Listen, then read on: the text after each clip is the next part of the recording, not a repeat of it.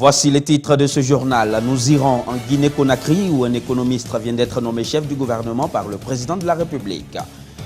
Pour la première fois depuis 2011, l'horizon semble s'éclaircir entre le Rwanda et la France avec la visite en ce moment de Paul Kagame à l'Élysée. Nous prendrons ensuite la direction de la France où le chef de l'État, Emmanuel Macron, a présenté une version allégée du plan Borloo pour les banlieues. Et enfin, le sommet Trump et Kim Jong-un prévu le 12 juin est menacé. Comment cette information est perçue en Corée du Sud.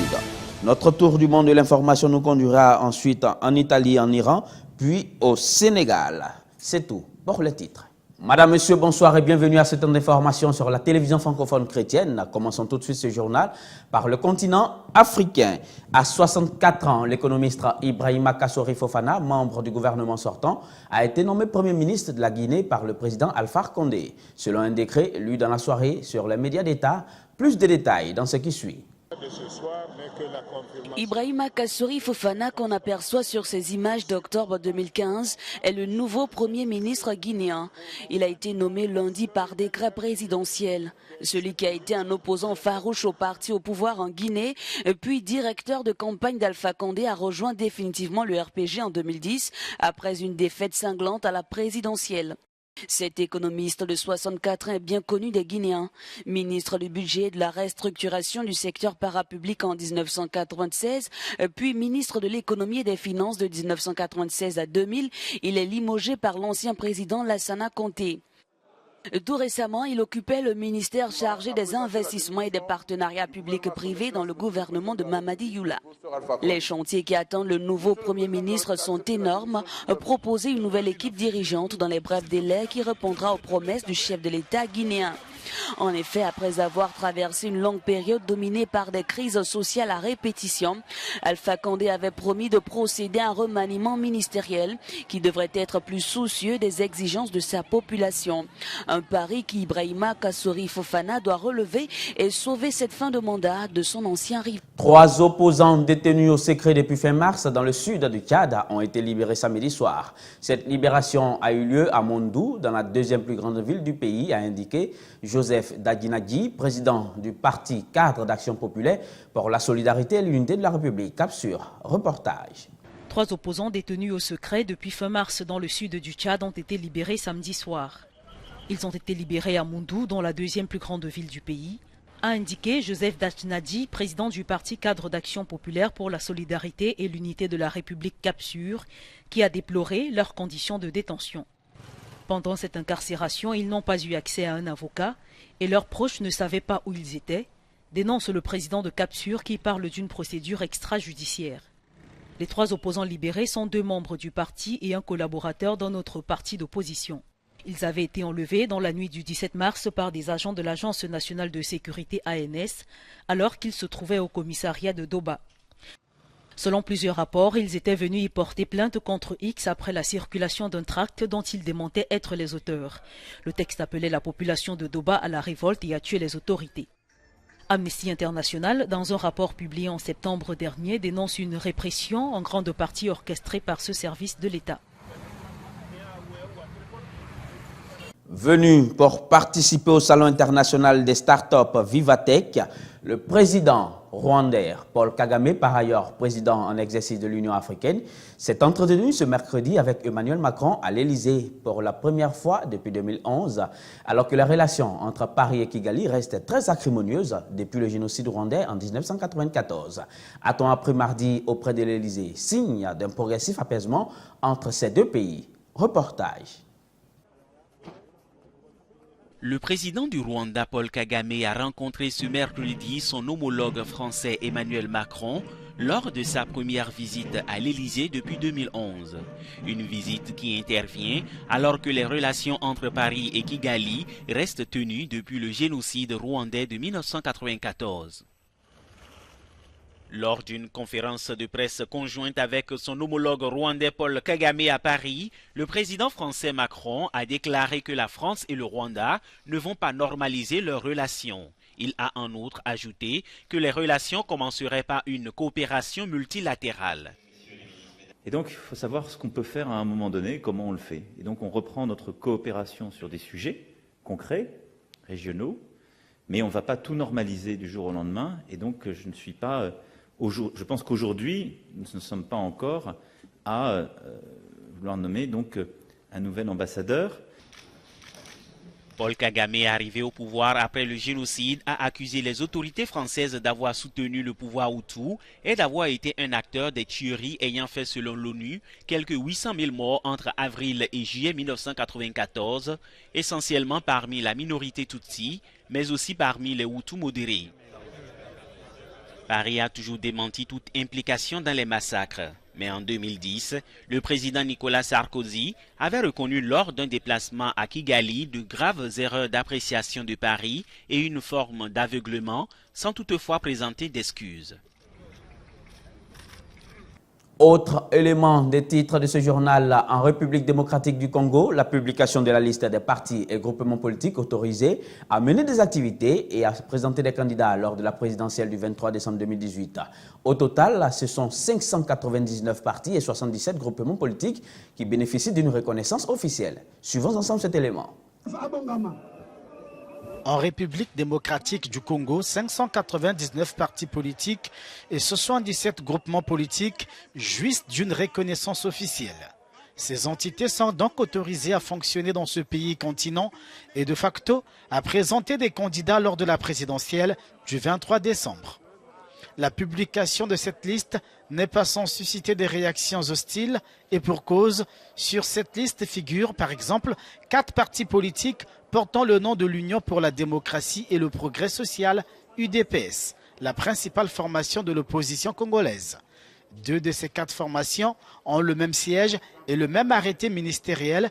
Il s'agit de l'UDPS version Félix Tshisekedi et de l'aile incarnée par l'actuel Premier ministre Bruno Tshibala. Le pouvoir semble avoir décidé de renvoyer dos à dos ces 2 acteurs qui se disputent l'utilisation de cette dénomination. Une bataille qui n'est pas pour déplaire au pouvoir à quelques mois de la présidentielle. L'Association congolaise pour l'accès à la justice y voit une manœuvre tendant à créer la confusion dans les esprits des électeurs. Pour la CAJ, ce flou pourrait provoquer des violences lors de la présidentielle. Face au virus d'Ebola, et là nous sommes en RDC qui sévit en République démocratique du Congo, toujours dans ce pays. Les vendeurs de viande de brousse au marché central de Mbadanka s'inquiètent de l'avenir de leur business. Leur principal produit, le singe fumé, est l'une des viandes interdites de consommation depuis la réapparition de la fièvre hémorragique dans ce pays. Reportage. Face au virus d'Ebola qui sévit en République démocratique du Congo, les vendeurs de viande de brousse au marché central de Mbandaka s'inquiètent de l'avenir de leur business.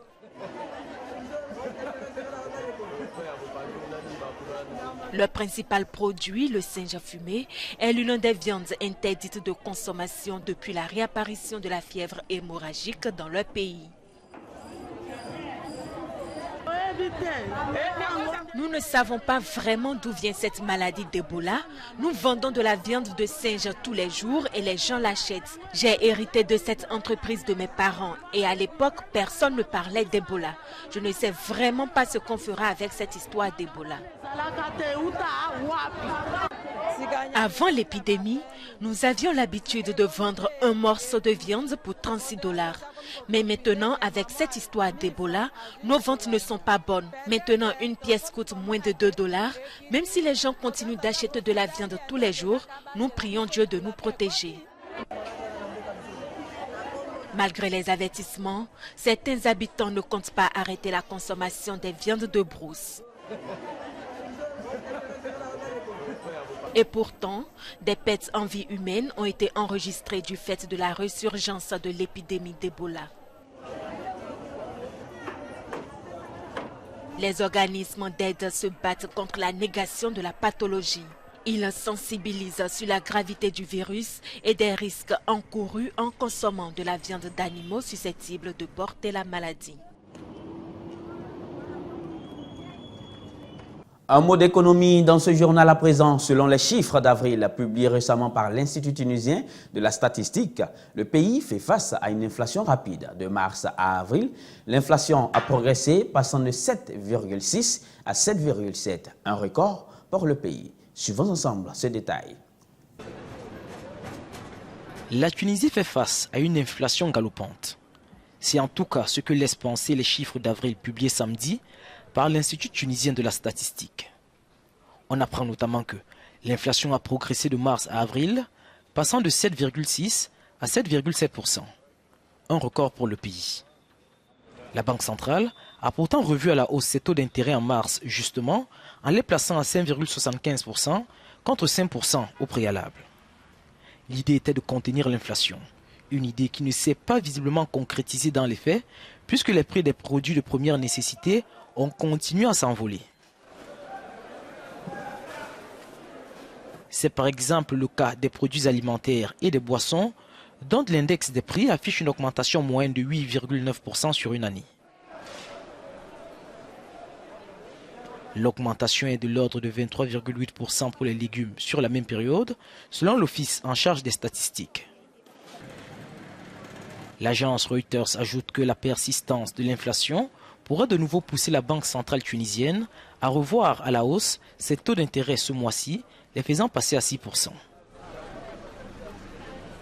Rendons-nous sur la terre des papes en Italie où Giuseppe Conte, novice en politique, s'est attelé à la composition du gouvernement après 80 jours de crise politique. En cela, l'Italie innove et pour sa première adresse au peuple italien et aux Européens, le juriste d'une cinquantaine d'années, inconnu du grand public, a déclaré vouloir restaurer le statut du pays à l'international et sur la scène européenne en se faisant l'avocat de la défense du peuple italien. Reportage. Giuseppe Conte, novice en politique, s'est attelé à la composition du gouvernement après 80 jours de crise politique. En cela, l'Italie innove et pour sa première adresse au peuple italien et aux Européens, le juriste d'une cinquantaine d'années, inconnu du grand public, a déclaré vouloir rehausser la stature du pays à l'international et sur la scène européenne en se faisant l'avocat de la défense du peuple italien. Le président Sergio Mattarella avait hésité 48 heures avant de le nommer, peu convaincu de son autorité face au chef du mouvement 5 étoiles et de la Ligue d'extrême droite. Selon les médias italiens, Luigi Di Maio pourrait prendre la tête d'un grand ministère du développement économique et Matteo Salvini du ministère de l'Intérieur. Le nom qui poserait problème serait celui de Paolo Savona de la Ligue au poste de ministre de l'économie, un homme qui considère l'euro comme une cage allemande pour l'Italie. Garant du respect des traités internationaux, le président Mattarella, élu par un parlement en majorité de centre-gauche, tient à s'assurer que l'Italie respectera ses engagements européens et il a récemment rappelé qu'il avait seul le pouvoir de nommer les ministres et qu'il pouvait refuser de valider les lois risquant de peser sur le budget. Et Bruxelles a de quoi s'inquiéter. Le programme commun négocié par le mouvement 5 étoiles et la Ligue prévoit en effet des baisses drastiques d'impôts, l'instauration d'un revenu de citoyenneté ou encore l'abaissement de l'âge de la retraite dans le deuxième pays le plus vieux du monde. Le ministre français de l'économie, Bruno Le Maire, a proposé dimanche que l'Union européenne prenne en charge les éventuelles sanctions américaines visant des entreprises européennes du fait de leurs activités en Iran. Plus de détails dans ce qui suit. Se montrer intraitable avec la radicalisation islamiste en banlieue. Emmanuel Macron aujourd'hui annonce que les maires seront informés de la présence d'individus dangereux sur leur commune. Beaucoup de maires ont dit ces dernières semaines, moi j'ai de l'insécurité chez moi, il y a des fichiers S, je ne le sais pas, je voudrais le savoir. Il est normal que le préfet ait maintenant un dialogue avec les maires pour pouvoir échanger. Le président accède à une revendication de la droite qui veut prévenir d'éventuels actes terroristes. La plupart des maires approuvent. Il y a prise en compte de l'attente de certains maires qui ne veulent plus avoir dans leur ville, mais aussi dans leur service, peut-être des personnes suspectées de dangerosité, sans qu'eux-mêmes le sachent. Pour le reste, Emmanuel Macron réaffirme qu'il ne veut pas d'un énième plan banlieue à coups de milliards. Et tant pis pour Jean-Louis Borloo, qui voulait un vrai plan de bataille. Et je ne vais pas non plus vous annoncer un plan ville, un plan banlieue, quoi que ce soit, parce que cette stratégie est aussi âgée que moi. À défaut, le président avance quelques mesures concrètes. Un plan contre le trafic de drogue pour juillet prochain, la généralisation des tests antidiscrimination dans les grosses entreprises et la rénovation urbaine élargie aux territoires ruraux. À la sortie, élus et habitants de banlieue oscillent entre approbation polie et réelle déception. Je suis archi déçu là, de ce que j'entends. Je ne sais pas qu'est-ce que je vais pouvoir aller raconter aux jeunes pour qui on se bat tous les jours. Quand il s'agit des entreprises, des grosses fortunes de ce pays, là, il y a des objectifs très précis, très concrets. Quand il s'agit des banlieues, c'est beaucoup moins le cas. Il part sur quelque chose de tout à fait nouveau, avec un engagement sincère sur des durées qui sont beaucoup plus courtes. Voilà, moi j'ai bon espoir. Quant à Jean-Louis Borloo, il fait mine de penser que son plan n'a pas été enterré. Mais les cases sont cochées. Emmanuel Macron, lui, a donné rendez-vous tous les 2 mois à tous les acteurs des quartiers. Le ministre français de l'économie, Bruno Le Maire, a proposé dimanche que l'Union européenne prenne en charge les éventuelles sanctions américaines visant des entreprises européennes du fait de leurs activités en Iran. Plus de détails dans ce qui suit. L'Europe doit joindre le geste à la parole si elle veut sauver l'accord sur le nucléaire iranien. C'est en substance ce que demande Mohammad Javad Zarif, le chef de la diplomatie iranienne, qui réclame plus d'investissements européens en Iran. Une réponse aux propos de Bruno Le Maire un peu plus tôt. Pour le ministre français de l'économie et des finances, Washington ne doit pas être le gendarme économique de la planète. Nous refaisons nos propositions pour renforcer la souveraineté économique européenne. Le renforcement du fameux règlement de 1996 qui permet de protéger nos entreprises, qui par exemple nous permettrait de prendre à notre charge l'éventuel prix des sanctions payées par les entreprises et qui pourraient être payées par l'Union européenne. Ces déclarations font suite à l'activation de la loi de blocage par l'Union européenne jeudi en Bulgarie. Elle vise à contrecarrer les effets des sanctions américaines sur les entreprises voulant investir en Iran. Les mesures permettraient de poursuivre les échanges commerciaux avec Téhéran. Ils représentent 20 milliards d'euros. En contrepartie, la République islamique devra s'engager à rester dans l'accord conclu en 2015. Après leur retrait de l'accord sur le nucléaire iranien le 8 mai dernier, les États-Unis vont réimposer des sanctions économiques à l'Iran dans les 6 prochains mois. Ces sanctions pourraient avoir un impact considérable sur les entreprises européennes. États-Unis, Corée à présent, Donald Trump a déclaré mardi que la Maison-Blanche poursuivait les préparatifs en vue du sommet du 12 juin avec le numéro 1 nord-coréen Kim Jong-un à Singapour, mais qu'il était prêt à le reporter si certaines conditions n'étaient pas remplies. Comment cette nouvelle est perçue à Séoul, la capitale sud-coréenne? Reportage. C'est une tradition chaque année. 500 jeunes sud-coréens participent à un jeu télévisé, un quiz sur le soulèvement populaire qui, il y a 38 ans, a amené la démocratie en Corée du Sud.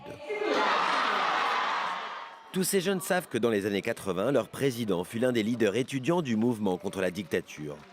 Sa politique actuelle de rapprochement avec la Corée du Nord le rend encore plus populaire. Il fait du bon travail. Il restera dans l'histoire comme l'homme qui a dirigé avec succès le sommet intercoréen. C'est la plus grande réussite de son gouvernement. Fin 2016, beaucoup de ces jeunes ont participé aux manifestations gigantesques contre l'ancienne présidente Park Geun-hye, aujourd'hui condamnée pour corruption.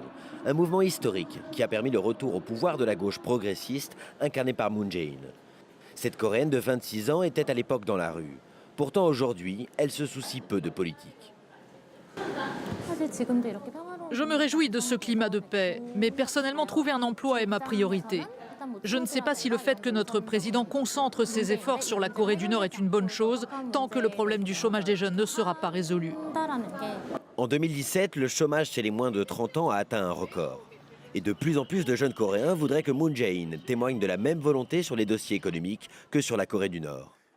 Aujourd'hui, les jeunes veulent savoir ce que le gouvernement peut leur offrir. Leur rapport à l'État a changé et donc la façon dont ils considèrent la réunification avec la Corée du Nord, elle aussi a changé. Ils s'intéressent moins aux symboles, ils sont plus pragmatiques et se demandent ce que cela leur apportera concrètement. Après un an au pouvoir, 83% des Sud-Coréens soutiennent leur président, un record de popularité.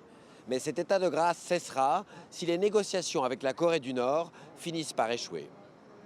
Et pour finir ce journal, à l'initiative de la NBA qui veut former les meilleures joueuses du continent africain, un stage d'entraînement de basketball a été organisé au Sénégal par les jeunes filles de moins de 17 ans. Ces futures stars de la balle au panier ont appris pendant ce stage à renforcer l'esprit d'équipe, la rapidité, la détermination, des qualités requises pour jouer au basketball. Suivons ensemble ce reportage. Un stage d'entraînement de basketball au Sénégal. L'initiative intéresse des jeunes basketteuses de moins de 17 ans. Ces futures stars apprennent pendant 3 jours l'esprit d'équipe, la rapidité, la détermination, des qualités requises pour jouer au basketball. Ce premier stage est une initiative lancée par la NBA qui veut former les meilleures joueuses du continent. Oh, ça a été dur pour moi parce que les entraînements, souvent là les filles font des entraînements rarement parce qu'il y a trop, vous connaissez l'RDC, il y a trop de guerres, trop de choses, mais on se force toujours de le faire. J'étais vraiment impressionnée et heureuse d'être sélectionnée de venir ici jouer à l'académie NBA. It's really just hard work. C'est juste beaucoup de travail. On doit travailler chaque jour. Le basket est un sport répétitif, donc on ne peut pas se relâcher. There's no slacking. Le chemin est encore long, mais pas insurmontable pour ces jeunes filles qui savent qu'elles doivent travailler dur et que seul le potentiel ne suffit pas. Ruth Riley entend garder une relation à long terme avec ses basketteuses. J'ai vu les progrès notamment pour les jeunes femmes. Elles ont l'opportunité de pratiquer un sport et quand on les regarde, elles ont soif d'apprendre. Elles aiment que l'on soit ici et que l'on croit en elles. Nous voulons qu'elles quittent le terrain non seulement avec des connaissances supplémentaires en basket, mais aussi qu'elles aient compris que c'est un moyen d'acquérir une éducation, d'avoir une meilleure vie, qu'elles quittent le terrain en étant des femmes courageuses et qui ont confiance en elles. Les efforts de la Ligue nord-américaine de basket pour offrir une opportunité aux talents africains se multiplient. En mai 2017, la NBA a inauguré à Thiès au Sénégal son premier centre de formation sur le continent africain. C'est ici que prend fin ce journal, préparé par l'ensemble de la rédaction. Merci de votre fidélité à la télévision francophone chrétienne et surtout bonne suite de programmes. Quant à moi, je vous donne rendez-vous demain pour un autre tour du monde de l'actualité. Restons bénis.